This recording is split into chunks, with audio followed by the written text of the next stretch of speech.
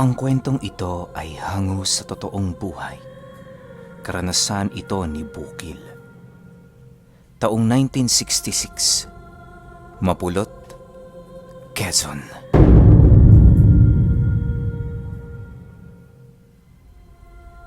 Itong mga panahong ito, kasalukuyang gumagawa ng isang balong igiban si Bukil at ang kanyang mga kaibigan sa paanan ng bundok.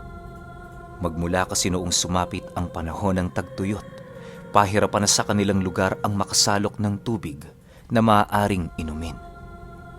Dahil sa suportado sila noon ng kanilang barangay, kung kaya't hindi naging mahirap para sa kanila ang makakuha ng mga kinakailangang gamit sa pagbubungkal ng lupa at paghahanap ng lugar na merong reserbang tubig. Sa ilang araw nilang paglilibot sa paanan ng bundok, nadapo sila sa likurang bahagi nito na kung saan merong isang maliit na batis na punong-puno ng tubig ulan. Matapos itong masipat nila Bukil, napagpasyahan nilang doon na maghukay ng kanilang balong igiban. Bagaman malayo ito sa baryo, naniniwala pa rin silang maidadala nila ang tubig na nakaimbak doon sa pamamagitan ng mga teknolohiyang ipinahiram sa kanila ng gobyerno. Dahil sa 4 lamang silang naghuhukay, kung kaya't inabot ng siyam-siyam ang kanilang pagtunton sa kinaroroonan ng tubig. Bagaman mahirap ang trabahong yon para sa grupo ni Bukil, pursigido pa rin silang matapos ito upang makuha ang kabuoang bayad ng kanilang serbisyo. Isang araw, habang papasaka pa lamang noon sila Bukil, napagpasyahan nilang dumaan sa kanilang barangay upang kumuha ng mga gamit. Pagdating nila noon sa opisina ng kapitan, nasipat nilang nakasako na ang mga pala at mga pikong gagamitin nila.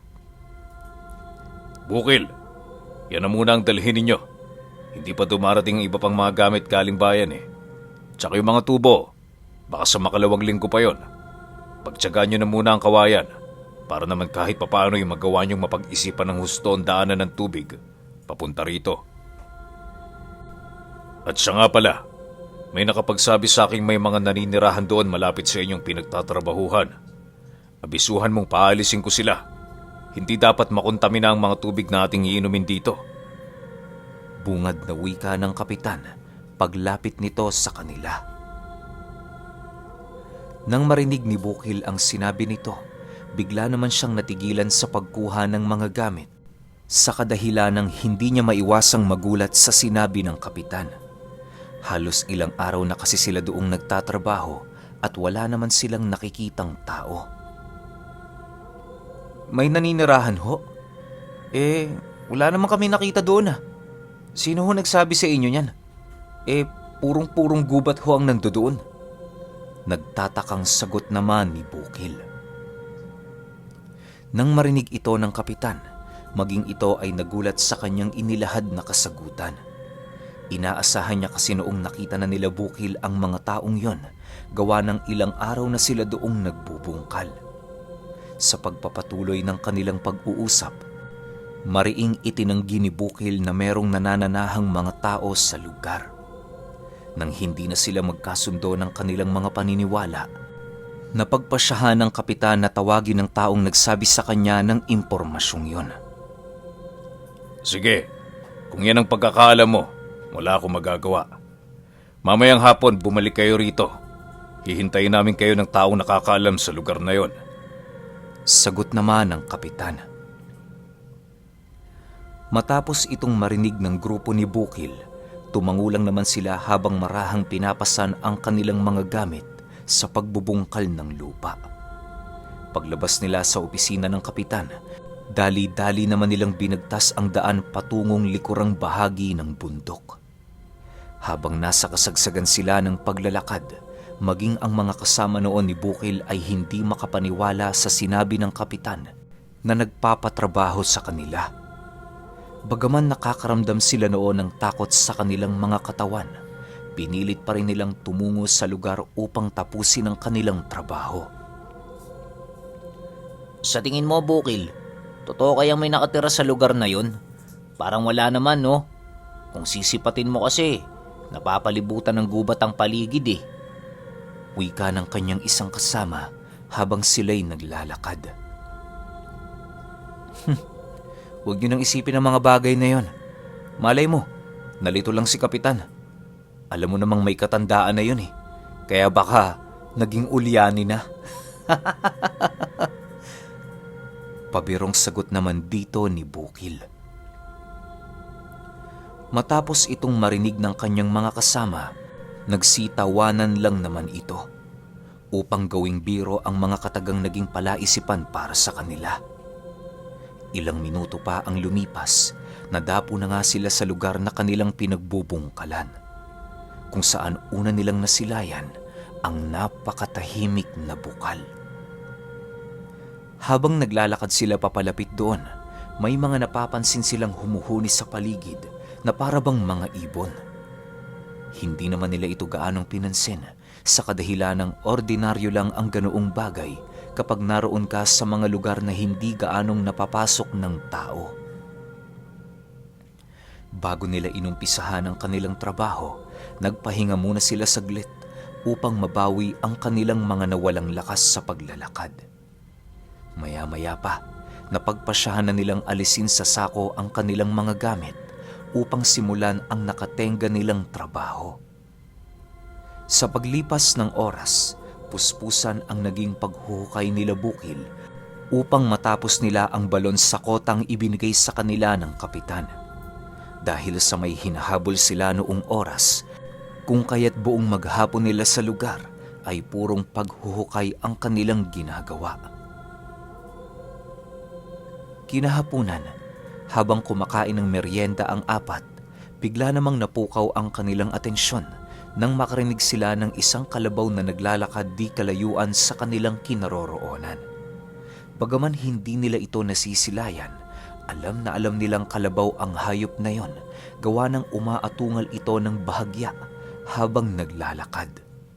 Dahil sa kanilang mga narinig, napagpasyahan nilang hanapin ang kalabaw sa pagbabakasakaling galang kalabaw ito at pwede nilang maiuwi para gawing katulong sa bukid. Habang nasa kasagsagan sila ng pagtuntun sa hayop, napag-usapan nila noon na kung sino ang unang makakadakip sa kalabaw, siya ang magmamay-ari nito. Yun na lamang ang kanilang napagkasunduan para naman kahit papaano'y wala silang maging tampuhan. Ilang minuto pa ang lumipas, tuluyan na ngang nawala sa kanilang pandinig ang paglalakad ng kalabaw sa paligid. Dahil sa pangyayaring yon, inakala nila Bukil na tumigil ito para kumain ng damo. Dahil sa taas ng mga punong kahoy at talahib sa lugar, kung kaya't napagpasyahan nila noong maghiwa-hiwalay upang madaling mahanap ang kalabaw. Nang nag-iisa na si Bukil sa napakasukal na daan, pabigla-bigla naman siyang kinilabutan ng sa hindi malamang dahilan.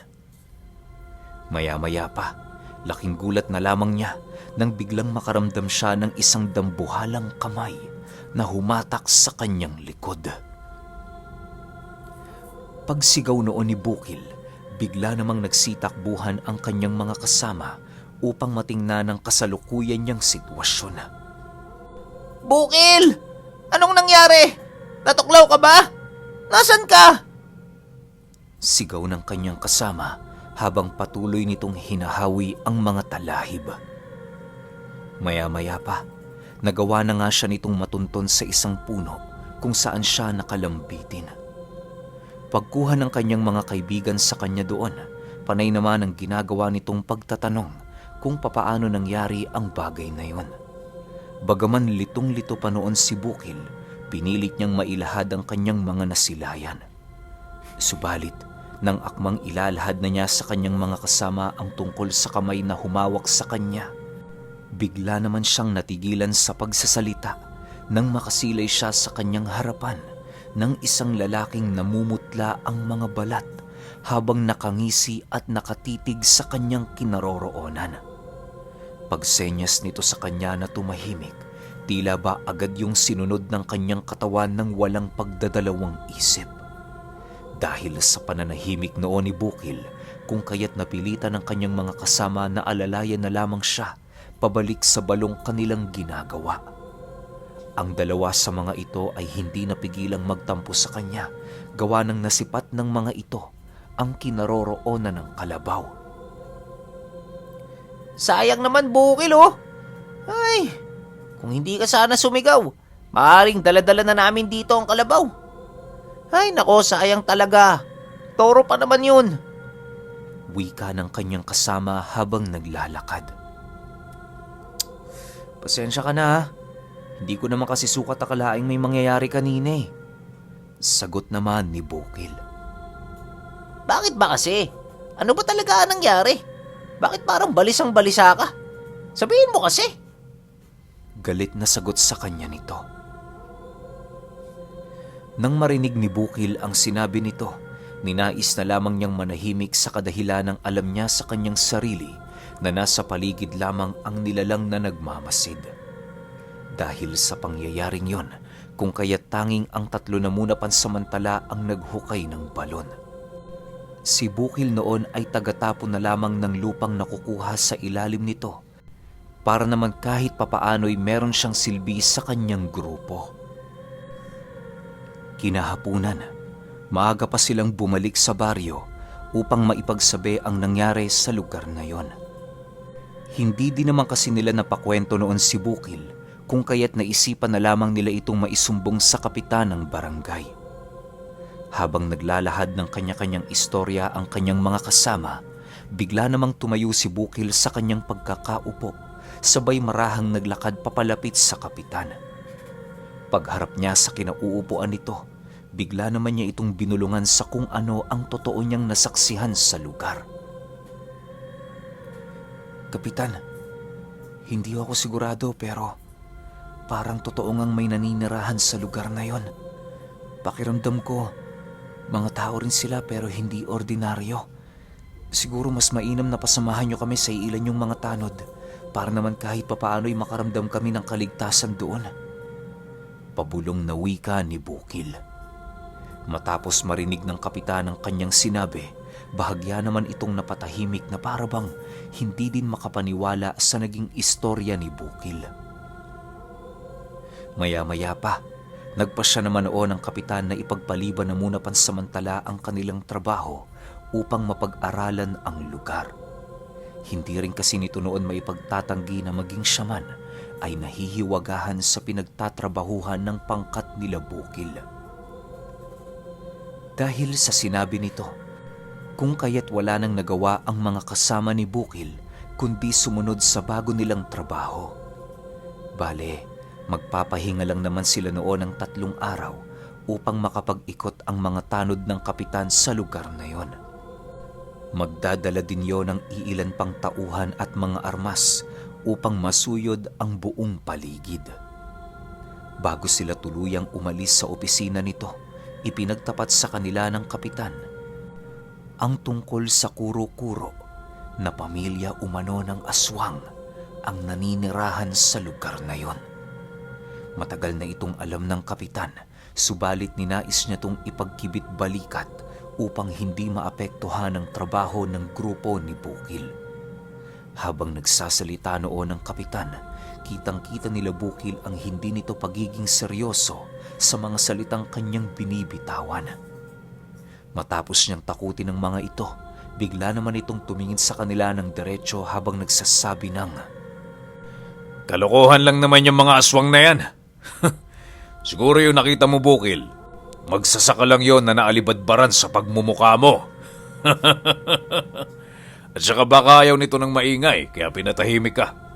Pero hindi bale, sa mga susunod na araw, papaikutan ko doon ang aking mga tanod. Ipapahanap ko mga magbubukid sa lugar at pagsasabihang huwag muna kayong gambalain pansamantala. Siguro naman, kapag nagawa na ito ng mga tao ko, mapayapa na kayo. Nang marinig ni Bukil ang sinabi nito, tanging pagtingin lamang sa lupa ang kanyang nagawa habang binubulungan ang kanyang sarili ng, totoo ang nakita ko. Kung hindi naman kayo maniwala, tanda, abay problema mo na yan. Ilang minuto pa ang lumipas, ninais naman nilang umuwi sa kani-kanilang mga tahanan para makapagpahinga. Habang nasa kasagsagan sila ng paglalakad, panay naman ang kanilang ginagawang pakikipag-usap kay Bukil ukol sa mga nangyari. Halos siya ang naging sentro ng tawanan ng mga ito na siya namang hindi na niya pinatulan. Grabe naman kayo kung makatawa. Alalahanin ninyo, wala kayong kaide-ideya sa naging karanasan ko. Kayo din, baka matulad kayo sa akin. Wika ni Bukil pagdating niya sa bakod ng kanilang tahanan. Nang marinig ito ng kanyang mga kaibigan, tanging pagtawanan lang naman ang naging sagot ng mga ito habang marahan siyang iniiwan. Ilang araw pa ang lumipas, napagpasyahan niyang bumisita sa isang albularyo upang mailahad ang kanyang mga hinaing. Halos ilang araw na din kasi noong wala siyang nagiging tulog na maganda sa kadahilan ng paulit-ulit pumapasok sa kanyang isipan ang wangis ng nilalang. Dahil sa wala siyang kakilalang albularyo sa lugar, kung kaya't napilitan si Bukil na magpasama sa kanyang ama. Bagaman may ginagawa yung trabaho, ninais pa rin itong samahan siya sa albularyo sa kadahilan ng napapansin na noon ng kanyang ama ang pangangayayat ng kanyang katawan. Habang naglalakad silang dalawa, sinabihan siya nitong gawin ang lahat ng iuutos sa kanya ng albularyo.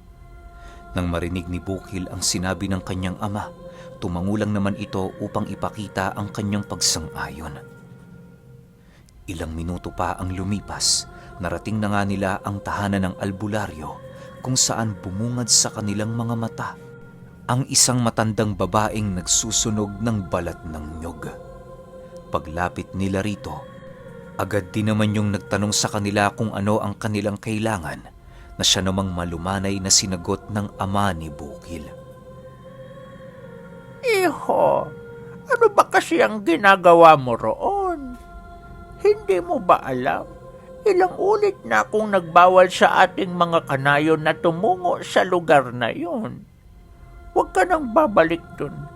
Sinasabi ko sa'yo, hindi araw-araw ang swerte mo. Wika ng matanda habang tinitingnan siya nito. Nang marinig ni Bukil ang sinabi nito, hindi naman siya noon nakasagot sa kadahilan ng marami pa silang tinatrabaho sa bukid. Kung hindi kasi siya noon sasama, maaaring ang sahod na makukuha niya paghahati-hatian ng kanyang mga kaibigan. Siyempre, dahil sa napagod na noon si Bukil, hindi niya maaaring ibigay na lamang ang salaping naging bunga ng kanyang paghihirap at sakripisyo.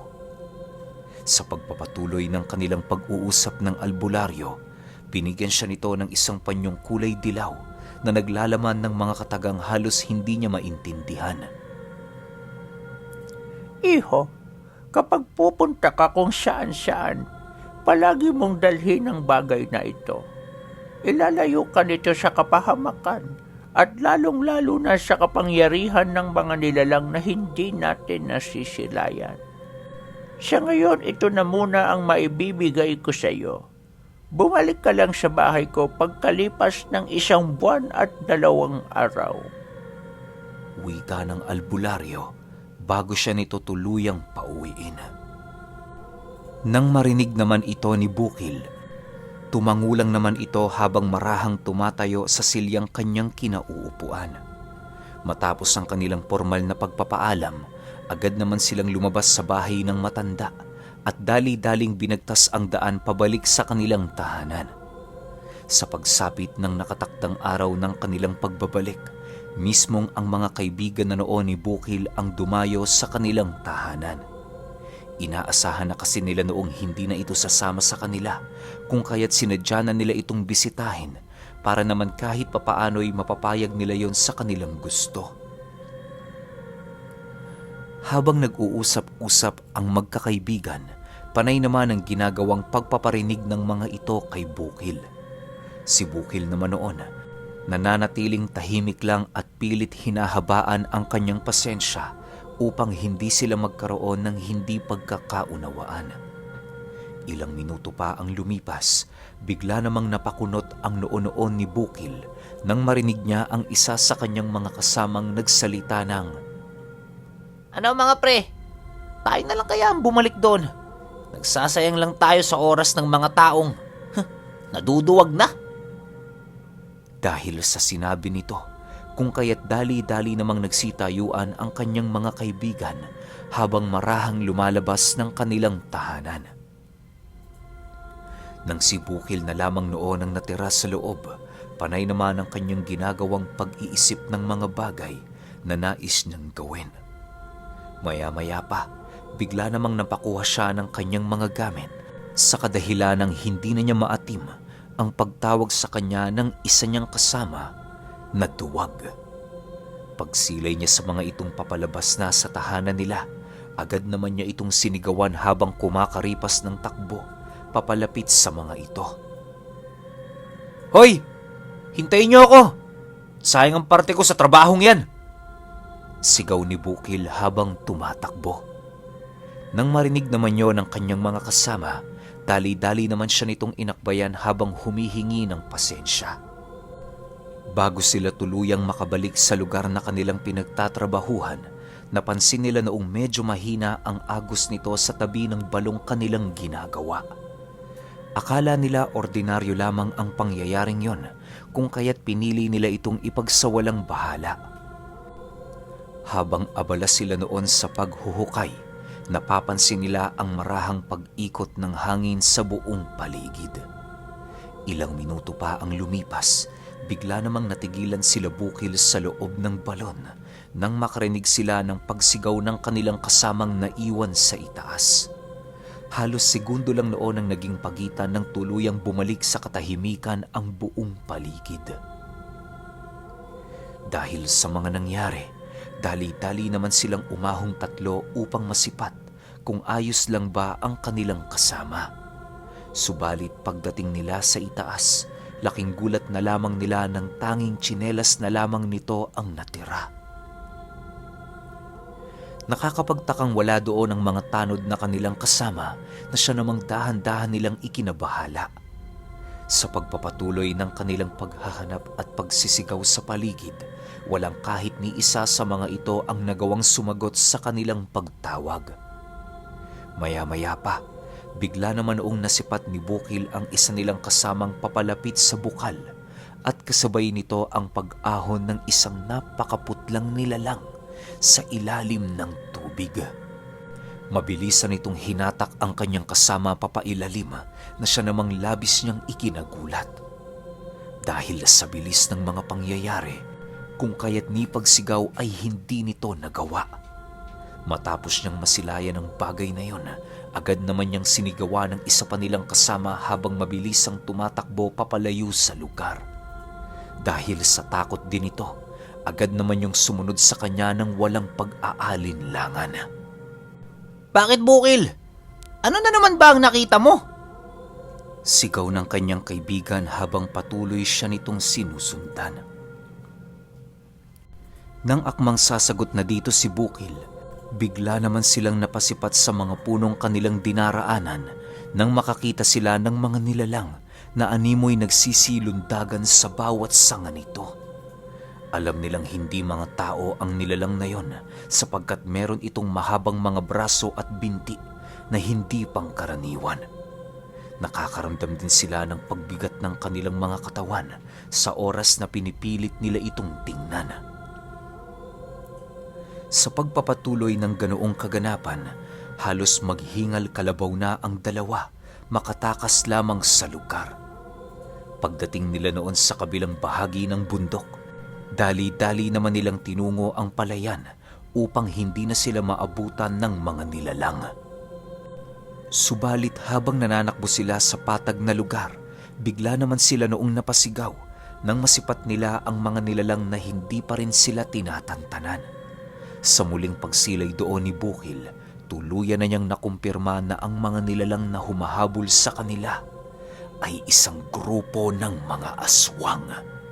Bagaman labis nang binabalot noon ng takot ang kanilang mga katawan, nagpumilit pa rin silang tumakbo hanggang sa marating nila ang gilid ng baryo kung saan sila nanananahan. Dahil sa pagpukaw nila ng atensyon ng mga taong naninirahan sa paligid, kung kaya't hindi na sila nasundan ng mga nilalang. Ilang araw pa ang lumipas, bigo naman ang kanilang kapitan na mahanap ang mga taong nawawala sa bundok. Nais man nilang puntahan ang lugar, pilit na nila itong iniwasan, gawa ng alam nila sa kanilang mga sarili na hindi ordinaryo ang mga taong nanananahan sa lugar na yon. Dahil sa pangyayari, kung kaya't naging babala ito sa lahat ng kanilang mga kababaryo na kailan may wag na muling tangkain pang mangahas na tumungo sa bundok na yon. Ilang buwan pa ang lumipas, hindi na malaya noon ni Bukil, tuluyan ng nasiraan ng bait ang kanyang kaibigan dahil sa tindi ng mga pangyayari nitong nasilayan. Matapos itong mapag-alaman ng kanyang ama, pinilit nitong mangutang sa kanyang mga kakilala upang makalipat na sila sa panibagong lugar. Labis naman yung ipinagpapasalamat ni Bukil sa kadahilan ng magmula noong naganap ang insidenteng yon, hinahangad na talaga niyang umalis sa kanilang baryo. At alam niya sa kanyang sarili na ang dapat sisihin dito ay ang hindi pagbunyag ng sikreto ni Kapitan.